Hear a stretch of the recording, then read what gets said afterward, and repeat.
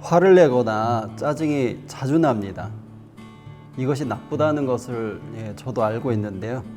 화를 적게 내고 싶고 짜증을 안 내고 싶은데 이것을 어떻게 하면 좋을지 어디서 물어보면 그냥 스트레스를 좀 적게 받아라, 화를 좀 참아라 이런 얘기만 합니다. 불필요한 감정을 보다 효과적으로 다스릴 수 있는 것이 수행으로 가능할지요? 네, 살아가다 보면 이런저런 감정들을 많이 만나게 됩니다. 기쁠 때는 많이 기뻐야 되고요. 그 다음에 힘든 일을 만났을 때는 당연히 힘들어 해야 됩니다. 경우에 따라서는 짜증도 내고 화도 막 낼 수가 있겠죠. 그런데 어떤 특정한 감정들이 적당히 일어나는 선을 넘어서 너무 심하게 그리고 또 자주 일어나게 되면 크고 작은 문제들이 발생하게 됩니다. 그래서 많은 사람들이 이 감정을 어떻게 좀 잘 조절할 수 있는 방법이 없을까 많이들 궁금해하고 있습니다. 오늘 여러분들과 나눠볼 이야기가 바로 이 부분인데요. 바로 감정 다스리기. 근데 감정 다스리는 이 이야기를 하기 전에 먼저 여러분들과 조금은 전제를 하고 싶은 부분이 있는데 그게 뭐냐면 감정을 다스리고 싶어 하시는 분들이 대부분 이 감정을 바라보는 시선이요. 이건 좀 뭔가 좀 없어졌으면, 이거 좀 안 일어났으면 하고 내 삶 자체에서 아예 좀 배제됐으면 하는 그런 느낌으로 말씀하신 분이 많습니다. 그런데 여러분, 우리의 삶 속에서 감정이 일어나지 않는다면 마치 사막처럼 봄, 여름, 가을, 겨울과 비도 오고 눈이 오고 하는 이런 풍요로운 삶이 마치 메마른 사막처럼 그렇게 돼버릴 수가 있어요. 그래서 감정이란 우리들의 삶을 정말로 풍요롭게 만드는 것이기 때문에 이것 자체를 없애버려야 되겠다. 이런 쪽보다는 능히 이것을 제어하고 다스릴 수 있는 어떤 힘을 기르는 쪽으로 우리가 바라봐야 되지 않겠는가라고 생각을 합니다. 제 주변에서 이 감정을 좀 잘 다스리는 방법이 없을까 하고 상담을 오시는 분들이 좀 많습니다. 근데 그런 분들 이야기를 좀 들어보면 공통적으로 하시는 어떤 약간의 스토리가 있어요. 생활을 하다가 당연히 화도 내고 짜증이 날 일이 분명히 있을 거예요. 본인은 충분히 그럴 만한 상황이 돼서 화를 내고 짜증을 냈다라고 생각을 하는데 주변에서 보시기에는 좀 그러지 않았나 봐요. 좀 참아라. 그런 얘기를 들으면 처음에는 내 마음속에서 아니 화를 낼 만한 상황이 돼서 했는 건데 왜 이거 갖고 그러지? 하면서 충분히 자기 스스로가 나는 조절을 하면서 적정할 때 그 수위만큼만 했다라고 생각을 한대요. 그런데 이제 주변에서 그런 이야기를 자주 듣다 보면 자기를 돌아보는 거죠. 내가 정말로 화를 많이 냈나? 그래서 진짜 이제 화를 좀 다스려 봐야 되겠다. 감정을 다스려 봐야 되겠다. 이제 결심을 한답니다. 그래서 혼자는 하기 힘드니까 방법을 구하겠죠. 그래서 뭐 병원이나 클리닉 같은 데 찾아가서 상담을 받아보면 주로 하시는 말씀들이 예를 든다면 이런 거죠. 그러니까 화를 좀 줄이세요. 그러면 여기서 한번 우리 스스로에게 다시 한번 자문을 해봤으면 좋겠습니다. 정말로 감정을 다스리는 데 있어서 그냥 참기만 하면 될까요? 그리고 스트레스를 안 받기만 하면 될까요? 스트레스를 받는 환경을 피하기만 하면 될까요?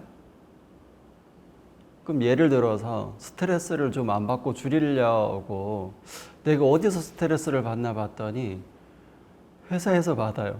그럼 회사를 다니지 말아야 됩니까? 그거는 아니겠죠. 바로 그 부분이 오늘 우리가 찾아갈 부분입니다. 감정이 일어나는 메커니즘에 대해서 한번 이야기를 드려보고 싶습니다. 감정 중에서도 우리들이 쉽게 이해할 수 있는 어떤 예를 하나 들고 싶은데요. 우리가 보통 감정 조절을 대부분 이것 때문에 했으면 하는 것 중에 화를 내는 거가 많은 부분을 차지해서 화가 나는, 자주 화를 내게 되는 어떤 이 감정의 메커니즘을 한번 말씀드려 보겠습니다. 우리 몸에는 오장육부가 있죠. 그 중에서 내가 어떤 상황에 처했을 때 능동적으로 그것을 감정 처리해낼 수 있도록 각각의 장기들이 하나씩을 좀 담당을 하고 있어요. 그 중에서 화를 담당하는 장기는 한의학에서도 간장이 주로 그 역할을 한다라고 이야기를 합니다. 앞뒤에 어떤 일이 생길지 모르고 그냥 막 화를 내시는 분들을 보면 제가 지금 간이 배 밖에 나온 것 같다 막 이런 얘기를 하지 않습니까? 그래서 바로 화기운을 처리하는 우리 몸의 장기가 이제 간장이라고 말씀드렸는데요. 예를 들어서 몇 명의 회사원들이 모여서 나의 뒷담화를 하는데 그 얘기를 그냥 내가 인정해 버리면 그러면 내 자존감이 많이 떨어지겠죠. 그러면 힘이 빠질 테고 그 다음 일을 수행하기가 어려워져요. 그럼 어떻게 해야 됩니까? 그렇게 하는 얘기가 나는 그런 사람이 아니다 라고 하면서 반발이 일어나야 되고 화가 일어나야 되고 그 화를 표출을 해야 되겠죠. 그래서 그들로부터 나의 존재감을 지켜내야 되는 겁니다. 오히려 이런 것을 하지 않고 계속 그냥 꾹꾹 눌려 참는다 그러면 오히려 더 병이 나타나거나 이상해질 수가 있게 됩니다. 지금처럼 화를 한번 내는 것은 정말로 정상적인 행동이고 행위라고 볼 수 있는데요. 문제는 이 화를 내는 행동이 자주 되어지고 반복되어질 때의 문제입니다. 그러면 여러분들이 한번 간장 입장이 한번 되어보세요. 어떤 상황이 됐을 때 화를 내야 돼요. 그러면 편안하게 있다가 지금 빨리 일을 해야 돼 그러면서 나의 주인이 화를 낼 수 있도록 여러 가지 기운을 끌어모아가지고 일을 막 하겠죠. 자, 이제 충분히 화를 냈어. 이제 그럼 다시 돌아가야 되겠죠. 그래서 에너지를 원래대로 다 돌려놓고 간장은 평상시 에너지 상태로 돌아가서 제 기능을 다 하게 됩니다. 그런데 어제도 화내고 오늘도 화내고 아침에도 화내고 저녁에도 화내고 이렇게 돼버리면 간장 입장에서는 다른 장기들보다 더 많은 일들을 하니까 상대적으로 피곤해지지 않을까요? 그러면 이 간장이 자기도 살기 위해서 꾀를 내기 시작해요. 뭐냐?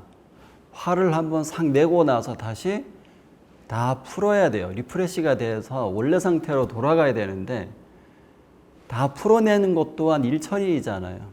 그래서 이거를 조금 덜 합니다. 다 안 풀어놔요. 왜? 좀 이따 또 화를 낼 거잖아요. 그럼 또 불러야 되니까.